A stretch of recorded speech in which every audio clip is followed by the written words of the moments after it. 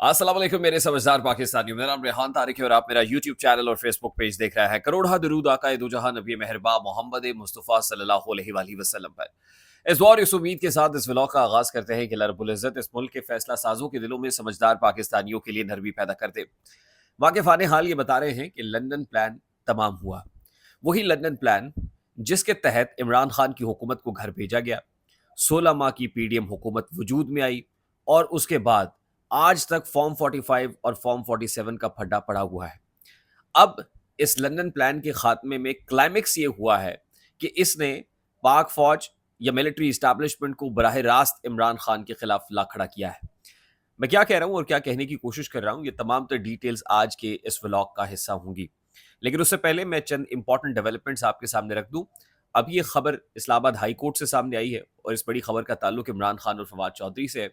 इमरान खान और फवाद चौधरी की तौहीन election commission और चीफ इलेक्शन कमिश्नर केस में जो प्रोसीडिंग्स थी, उस तमाम तर प्रोसीडिंग्स को इस्लामाबाद हाई कोर्ट ने गैर आइनी और गैर कानूनी करार दे के कल अदम करार दे दिया है। यानी प्रैक्टिकली वो एक मुकदमा जो इलेक्शन कमीशन का मुकदमा था अगेंस्ट इमरान खान, एक चार्जशीट थी अगेंस्ट फवाद चौधरी थी, वो चार्जशीट बिलाखिर नल एंड वॉइड हो गई है।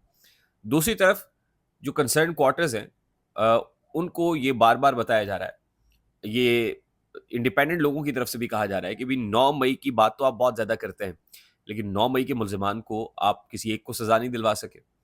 फिर 9 मई के अंदर जिस अंदाज में पकड़-धकड़ गिरफ्तारियाँ और छापे हुए, उसके बाद तो सूरत हाल शायद उसी वक़्त बहुत ज़्यादा कर्टेल और कंट्रोल कर ली जाती, जिसके लिए अननेसेसरी वक़्त दिया गया।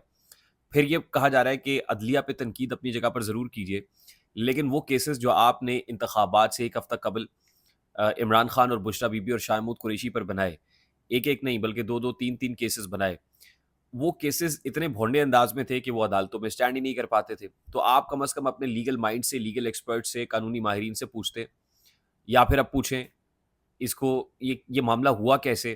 तो असल में आपकी नाअहली, आपकी इनकॉम्पिटेंसी है जिसने आपको आज इस दहाने पर ला खड़ा किया है कि अल्टीमेटली इमरान खान ताकतवर हो गया है और प्रैक्टिकली आपके जो पॉलिटिकल स्टेक होल्डर्स जिनको आप लेके आए थे, उन्होंने सरेंडर करके ये कह दिया है कि हम इमरान खान का मुकाबला नहीं कर सकते। इमरान खान के मुकाबले के लिए मिलिट्री इस्टेब्लिशमेंट को मैदान में आना पड़ेगा, क्योंकि इस हुकूमत के अंदर ये सकत नहीं है कि वो इमरान खान को काबू कर सके या इमरान खान के नैरेटिव को नलिफाई या काउंटर नैरेटिव उसके नतीजे में कोई दे सके। अब हुआ ये है, रिसेंटली मैं रेफर करूंगा सबसे पहले कैप्टन सफदर की उस स्टेटमेंट को। मैं लंदन प्लान की बात अ, उसी नुक्ते से कनेक्ट करता हूं जो कैप्टन सफदर ने कल दिया है।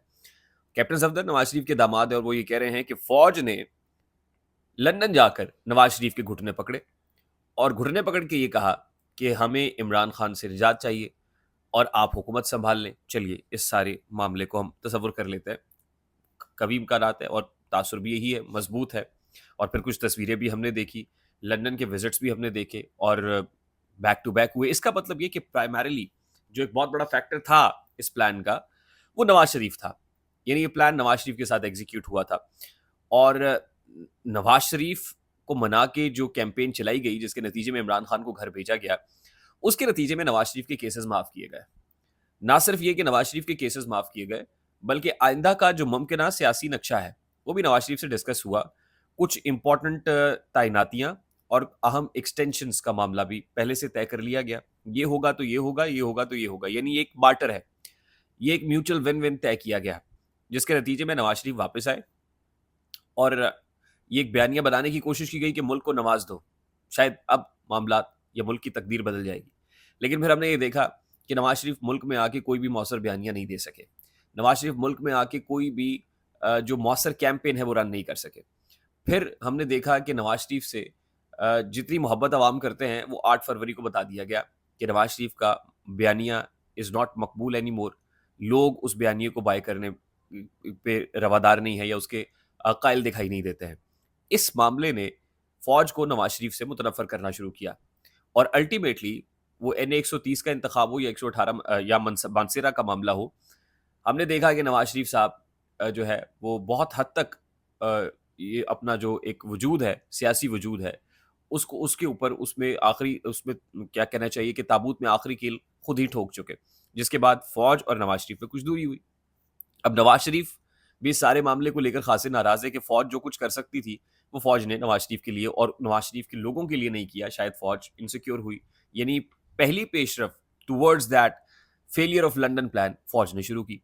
उसके बाद अब जब इमरान खान इतना ताकतवर हो गया है कि सबके हाथ पांव फूले हुए हैं, फ्रस्ट्रेशन बहुत ज्यादा है, तो वो मुलाकात जो नवाज शरीफ के साथ मरी में हुई, उसमें नवाज शरीफ साहब ने ये कह दिया है कि भाई हमने तो जिस अंदाज में हुकूमत ली, जिस अंदाज में हमने मामलात को चलाया, हमने तो अपनी पॉपुलैरिटी को एट स्टेक रख के, दाव पे लगा के, खत्म करके, अपना पॉलिटिकल कैपिटल लूज करके आपका कहा माना। अब तो हम वो नहीं करेंगे जो आप कह रहे हैं, यानी ना तो इमरान खान साहब पे पाबंदी, ना उसकी ऊपर आर्टिकल 6 और ये मामला, ये सियासी लोगों को जेब नहीं देता। हम ये काम नहीं करेंगे और ना ही हम इमरान खान या जुडिशरी के साथ अननेसेसरी लड़ाई लड़ेंगे, बल्कि हम जो आपका टास्क आपने हमें पहले दिया है इकोनॉमी को ठीक करने का, उस टास्क पे हम मनवन अमल करेंगे और बाकी आप जाने और आपका काम जाने। यानी नवाज शरीफ ने भी हैंड्स अप सरेंडर कर दिया है। जो भी प्रेस कॉन्फ्रेंसेस हो रही हैं, यानी अता तारण ने कहा, पाबंदी का मामला डिस्कस हुआ, ये 3 बैक टू बैक दौरे जो शहबाज शरीफ साहब ने मरी के किए और नवाज शरीफ साहब को मनाने की कोशिश की, उसका नतीजा है। लेकिन नवाज शरीफ मानने को तैयार नहीं। प्रैक्टिकली भी नवाज शरीफ साहब जो है वो उन्होंने भी अब इस बयानिए का, और मैं आपको ये बता दूं कि वफाकी काबीना में चंद इस्तीफे आने जा रहे हैं। वफाकी काबीना से कुछ इस्तीफे आएंगे और एक तासुर जो नवाज शरीफ कैंप की तरफ से बनाया जाएगा वो ये है कि पाकिस्तान मुस्लिम लीग नून के पर्टिकुलरली जो एहसन इकबाल साहब का इस्तीफा, और ज़रा ये भी बता रहे हैं कि 2 हफ्ते पहले ही एहसन इकबाल साहब ने ये इस्तीफा शहबाज शरीफ साहब प्राइम मिनिस्टर साहब को दे दिया है। फिर मैं आपको बता चुका कि इसहाक डार साहब के हवाले से भी खबरें कुछ अच्छी नहीं हैं। फिर मिनिस्टर एनर्जी हैं जो इन दिनों चाइना में हैं, वापस आके वो भी मुस्ताफ़ी हो सकते हैं, उनको बड़ी तनकीद का सामना करना पड़ रहा है। और कुछ नए फेसेस इस कैबिनेट का हिस्सा बनेंगे और फिर उन नए फेसेस में मतलब नून लीग ये तासुर जाहिर करने की कोशिश करेगी कि काबीना के अंदर उसके फेसेस नहीं है, बल्कि कुछ और लोग आ गए हैं कैबिनेट के अंदर जो किसी और के लाए हुए हैं, और क्योंकि किसी और ने अब जंग लड़नी है तो वो अपने मुताबिक लड़ेंगे। दूसरी तरफ आसिफ अली जरदारी साहब, यानी आप यूं समझ लीजिए कि शहबाज शरीफ साहब इस्टेब्लिशमेंट को बनाने की भरपूर कोशिशें कर रहे हैं और नवाज शरीफ मत्था लगा चुके हैं। शहबाज शरीफ और नवाज शरीफ के माबैन भी मामला खासी हद तक ठने हुए हैं।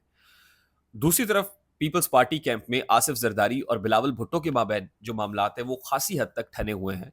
और बिलावल अमेरिका खुशी से या सैर सियाहत की गरज से नहीं गए, बल्कि ज़रा ये बता रहे हैं कि बिलावल भुट्टो साहब नाराज़ होके, अपने अब्बा से नाराज़ होके, उनकी तर्ज सियासत से नाराज़ होके वापस अमेरिका में इस वक्त जो है वो वक्त गुजार रहे हैं। और हमारे ज़रा ये भी कंफर्म कर रहे हैं कि पाकिस्तान पीपल्स पार्टी जिस मरकजी मजलिस आमला यानी सेंट्रल एग्जेक्टिव कमेटी के इजलास की बात कर रही है, वो सेंट्रल एग्जेक्टिव कमेटी का इजलास मुस्तकबिल करीब में नहीं हो रहा। यानी आसिफ जरदारी अभी तो अपने इत्तेहादियों को ये कह रहे हैं कि मरकजी मजलिस आमला के अंदर ये मामलात रखेंगे, वहां से मंजूरी लेंगे, लेकिन बिलावल साहब मौजूद नहीं है और ना ही वो कोई जूम लिंक के ऊपर, स्काइप लिंक के ऊपर सेंट्रल एग्जेक्टिव कमेटी की मीटिंग को कन्वीन करने जा रहे हैं। वो चेयरमैन पीपल्स पार्टी, आसिफ जरदारी शरीक चेयरमैन है। तो बिलावल भुट्टो साहब अपने अब्बा से भी नाराज है और अब्बा को भी एब्सोल्युटली नॉट कह दिया है, जिसके बाद मुल्क के अंदर ये कंपनी चलती हुई नजर नहीं आ रही। यदि आप ये कहें कि ये सेटअप, ये सिस्टम इस तरह से स्मूथली चलेगा, तो ये नहीं कहा जा सकता। इसके इम्कानात कम नजर आ रहे हैं और लाइकली अक्टूबर नवंबर जो है वो बड़ा डिसाइसिव होगा, बड़ा क्रूशल होगा। और अल्टीमेटली इमरान खान साहब के ऊपर अब वो केसेस नहीं है। 9 मई के 12 मुकदमात में तो आपने मामलात को रख दिया है, जिसका मतलब यही है कि आप इमरान खान को माइनस करना चाहते हैं। But as far as PTI is concern, PTI अपना वजूद रखती है। जब तक पीटीआई है इसका मतलब इमरान खान भी है प्रैक्टिकली सियासत के अंदर। तो कम बैक होता हुआ मामलात उस जानिब जाते हुए कि जहां पर आवे आवे जावे जावे हों, देगे शेगे खड़के, मुल्क में एक बार फिर से एक नई हलचल हो, इस तरफ मामलात जाते हुए नजर आ रहे हैं। आई होप मेरी बात आप तक पहुंची होगी। अगर पहुंच जाए तो वीडियो को लाइक और शेयर करना मत भूलिएगा। चैनल पे नए तो चैनल को सब्सक्राइब कर लीजिएगा, बेल आइकन जरूर दबाइएगा। मुझे रेहान तारिक को इजाजत दीजिए, अपना बहुत सारा ख्याल रखिएगा। अस्सलाम वालेकुम।